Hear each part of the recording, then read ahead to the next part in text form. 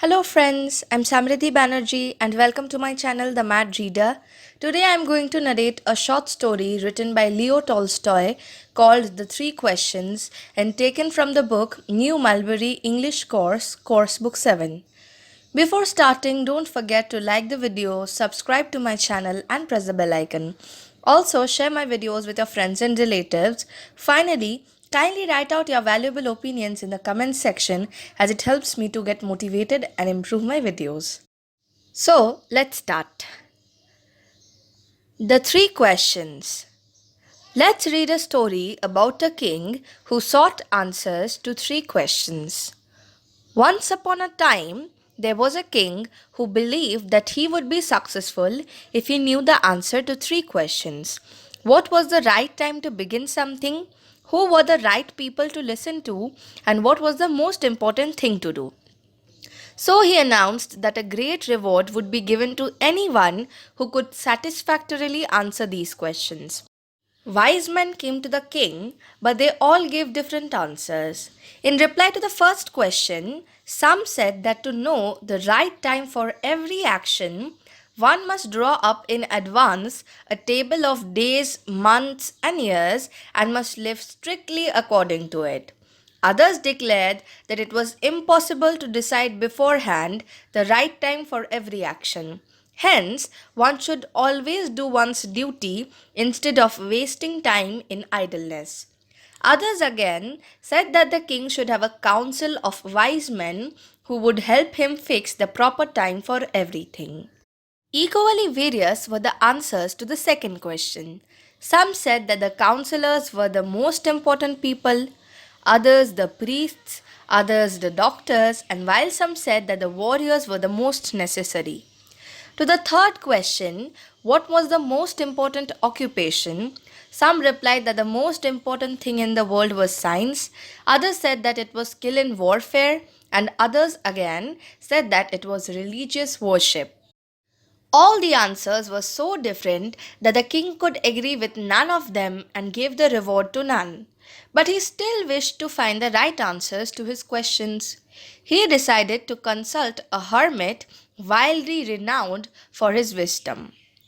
The hermit lived in a forest which he never left and he welcomed only common folk. So, before reaching the hermit's cottage, the king put on simple clothes, got off his horse, and, leaving his bodyguard behind, went on alone. The hermit was digging the ground in front of his hut. Seeing the king, he greeted him and went on digging. The hermit was frail. Each time he stuck his spade into the ground and turned a little earth, he breathed heavily. The king went up to him and said, I have come to you, wise hermit, with three questions. How can I learn to do the right thing at the right time?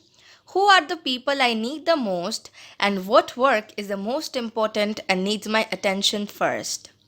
The hermit listened to the king but answered nothing and started digging again. You are tired, said the king. Let me take the spade and work a while for you. Thank you, said the hermit, and, giving the spade to the king, he sat down on the ground. 1 hour passed and then another. The sun began to sink behind the trees, and the king at last struck the spade into the ground and said, I came to you, wise man, for an answer to my questions. If you can give me none, tell me so, and I'll return home. Here comes someone running, said the hermit. Let us see who it is. The king turned around and saw a man come running out of the forest. There was blood flowing from a wound on his leg. When he reached the king, he fell to the ground, moaning feebly. The king washed the wound as best as he could and bandaged it with his handkerchief and with a towel that the hermit had. When at last the man felt better, the king brought fresh water and gave it to him. Meanwhile, the sun had set and it had become cool. So the king, with the hermit's help, carried the wounded man into the hut and laid him on the bed. Lying on the bed, the man closed his eyes and was quiet.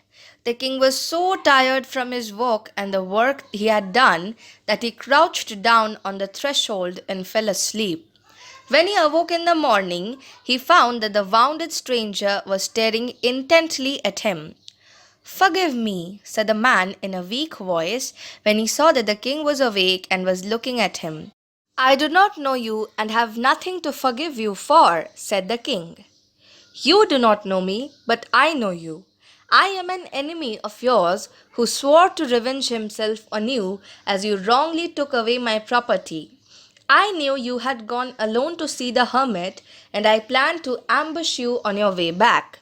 But you did not return, so I came out to find you. Your bodyguard recognized me. As I ran away, I fell and I was wounded. I should have bled to death if you had not nursed me.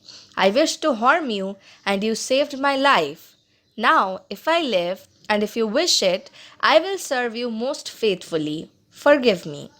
The king was happy to have made peace with his enemy. He not only forgave him, but said he would send his own physician to treat him and promised to restore his property.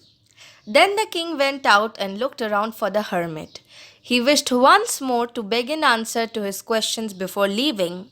The hermit was outside, sowing seeds in the beds that had been dug the day before. The king approached him and said, For the last time, I pray you to answer my questions, wise man. You have already been answered, said the hermit. How answered? What do you mean? Asked the king. Do you not see? Replied the hermit. If you had not pitied my weakness yesterday and had not stayed back to dig those beds for me, you would have been attacked by that man on your way back. So, the most important time was when you were digging the beds. I was the most important person, and to do me good was your most important business. Afterwards, when that man ran to us, the most important time was when you were attending to him. If you had not bound up his wounds, he would have died without having made peace with you. So, he was the most important person, and what you did for him was your most important work. Remember then, there is only one time that is right now. It is the most important time because it is the only time when we have any power. The most important person is the one with whom you are at a particular moment. No one knows whether you will ever meet anyone else in future. The most important thing to do is to do good because for that purpose alone are we sent into this life. Well, that's the end of this story, friends. Hope you enjoyed it. Thank you.